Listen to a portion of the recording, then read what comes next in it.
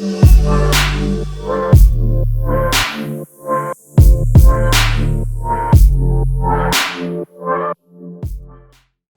right, so we had the idea, guys, of comparing the Viper and the Cobra. Once we got the Viper, we took it for a ride, and the first thing we noticed when we got in it was how much it compared to the Cobra. We talked about it even in the car, of how much of an influence did Carroll really have with the Cobra on the Viper. We did hear some things, you know, in years past that he did. I didn't really look into it a whole lot. And then I had the idea of doing a video comparing these, and when I did dive into a little bit of the history of the Viper, Carroll had such a fingerprint on the making of this car. His conscience was really all around it. The people at Dodge give him a huge amount of credit in this build, and he was having his heart transplants at the time, but he really was a major factor in getting the Dodge Viper built. And it was a cool story. As I was reading the history with the Viper, the owner of, president of Chrysler actually, wanted to have a car that resembled the Cobra, and he wanted it really to be a modernized look from the Cobra to the Viper, still have the open mouth like it did, which it doesn't have here. So he went to his chief operator and said, "This is the car I want, could we do anything about it?" So they got the ball kind of in motion, and that was in '89, and they released it in '89, but the car wasn't available for production until '92.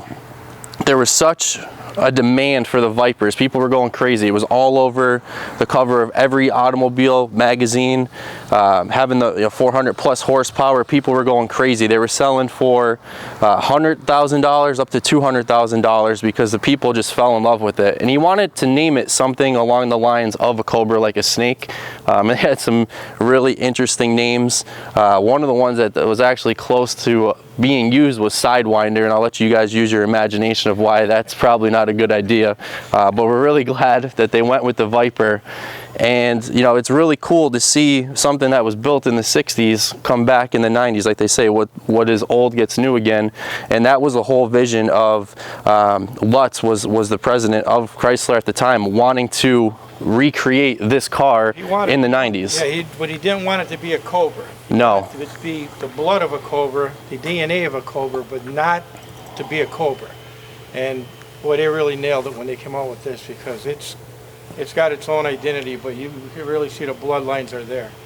And this has 402 Roush motor. Back in the day, Carroll had the 427, and that was a big thing with the Viper. They wanted to put this huge motor into this car, and this is a Gen 4. Obviously, when they first started, they were a 92. It started with an 8.0 liter motor. Now we have here the 8.4, so it obviously grew over time. And as I was doing the research too, it was saying in 2002, the Viper enthusiasts, car enthusiasts, want it more, and that's why in '03 they came out even with an upgraded version of the Viper.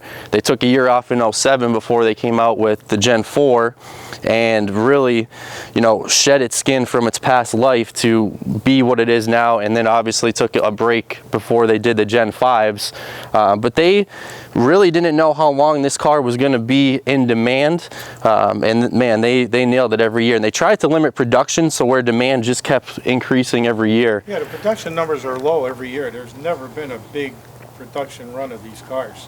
And it was also cool too, when I was looking, the Cobra started as the Roadster, but it grew into the Daytona Coupe. Right. And the Viper started as the RT10, and then grew, as you guys who follow the Vipers know, into the GTS. So the path of its birth and existence and kind of life is very similar to both cars. I mean, you've had 20 of the Cobras that you drove. Yeah. We've had a few. All Vipers that we had were the Gen 4 Vipers. Yeah, convertibles and the coupes. We try to stay really at least Gen 4. We do like the Gen 5s, just really haven't been able to get one yet. But what do you think, comparison-wise, driving, handling of the two? Well, there's a lot to be, compared. The raw horsepower, the torque. I mean, both cars run off. This one runs off a carburetor. That runs off fuel injected. Neither car was supercharged. You're producing 600 horsepower there. You're putting out about 515 horsepower here. Weight ratio, I don't know, this one's 20-some hundred. I don't really know the weight of the Viper, but it can't be really heavy. I know in one of the generations, don't quote me on this, I don't know if it was from Gen 2 to Gen 3 or Gen 3 to Gen 4, that they actually reduced the weight 80 pounds in one of those generations, and they increased the horsepower, increased the torque. Like I said, I don't know if that was Gen 2 to Gen 3, Gen 3 to Gen 4, but every time they had a new generation of this Viper, they blew the top off every time. It's still, like I said, very comparable. There's no traction control in that Viper. There's never been any in a Cobra. There always been, you know, sticks, standard shift in the Viper.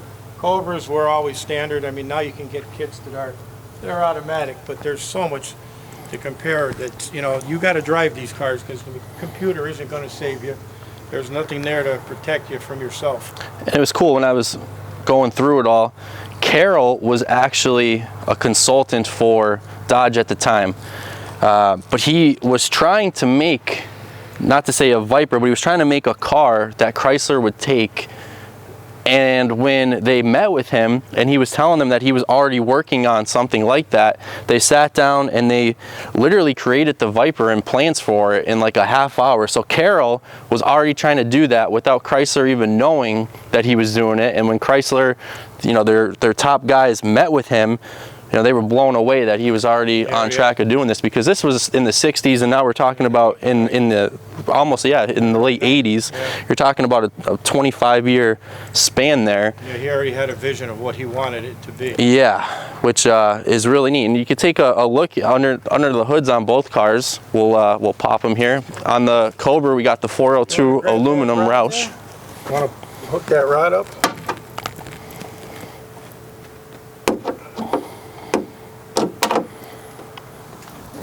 And we get questions on this a lot when guys are calling or asking about the Cobra. Well, what motor's in it? Is it 427? And you always, you know, take that question all the time. And we think, I like this motor better than the 427. Yeah, they're all good. I mean, I wouldn't want to live on the difference. Roush makes a heck of a motor. It's putting out tremendous horsepower for a small block. Weight ratio, you know, this is a backdraft. The motor sits back further than most of your other Cobra replicas, so your balance is terrific. I've had them with the big blocks, 427s, with 460s, 514 stroker motor, and you have a lot more weight in the nose. This particular Cobra has power steering and power four-wheel disc brakes, which none of my other ones had that, and boy, it makes a big difference. A lot nicer driving and handling car. You don't have to stand on the brake, and you don't have to work your arms like doing bicep curls to turn the wheel. But they're just fantastic. The Backdraft is a great kit. I've had several, all different kinds, and this is right up there, if not the best. It's right in the top 2 or 3. But why don't you pop the hood on the Viper and we'll take a look. And Carroll actually endorsed the Viper as a fearsome competitor to the Cobra. So he came out and supported the Viper as something that he thought was comparable to the Cobras that he built. Where is it on here?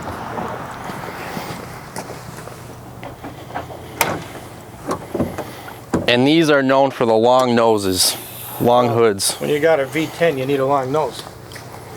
A lot of motor to stuff in there. And again, this one is the 8.4. They started in '92 with the 8-liter, and the Gen 3 was an 8.3. They went to the 8.4. This one's got 600 horse. The Gen 3s, I believe, were 560, 520, yes, somewhere in there. I believe. 560. Or 540, I think. 540, I think you're right. Yeah, and then it went from 500 pounds of torque to 560 pounds of torque from Gen 3 to Gen 4. It's got the 5-spoke chrome wheels. You could have got that as an option, or the H wheels, depending on what you like. I know some people now like the H wheels. At the time, they really didn't. I think these are called a razor wheel. But you start... What was this 0 to 60 in speed on this car? I believe when we were looking at it, was it 3.5? 3.5, 0 to 60, and then it was 11 seconds in the quarter, 11 something? Yeah. What was 0 to 100? 7 seconds? Was it 7.6? I know. Don't quote us on that. That was when we looked a couple weeks ago. When they came out, the big deal was 0 to 100 and back to 0 in 12 seconds. Back to 0. Which was unheard of back in the mid-60s. or harder to be able to do that. Nobody could touch that for years. And this one has the factory painted stripes. Are these factory painted on the Cobra? Back in the day, I bet you they were. I would think so. I don't think vinyl was too big back then in the 60s. And on the Viper, the white stripes were a $3,300 option. This specific color scheme was 1 of 9. That very Viper orange called VVO really pops out in the sun. It's nice. Yeah, it's really nice. Well, have your people decide which car would they take. I'm interested to see how many get the votes for the Viper. Which one would you take? Your dream car was the Cobra. Yeah, it still is. Still is. I love the Viper, but I love. What was the first kit Cobra you had? The first one I had was a Contemporary. Contemporary. They built a very good kit. Is that the blue one? Blue with the white stripes. That had a 427. No, that was a 428 in that one. But Contemporary isn't around anymore. Now it's ERA, Superformance, Backdraft. They're probably your top, other than Kurtman and Shelby. I think we should point out the oil coolers, right? Yeah, that's the oil cooler. That's an engine oil cooler. You see some of them that don't have them, some of them do. Some of them don't. You know, when you're trying to keep that engine cool, every little bit helps. We got the real knockoffs. Yeah, these are original reproduction knockoffs. There's no bolts. They hammer on with a lead hammer, and When we advertise that, sometimes real knockoffs, people laugh. yeah, because, yeah. Well, there's not 5 bolts holding it out. That's what we're saying. We got the wider seats in the Backdraft. Yeah, they do make a big and tall kit, a replica, which has a drop-down footwell for you. The double roll bar, which was an option. This extra roll bar was an extra $1,000, right? Yeah.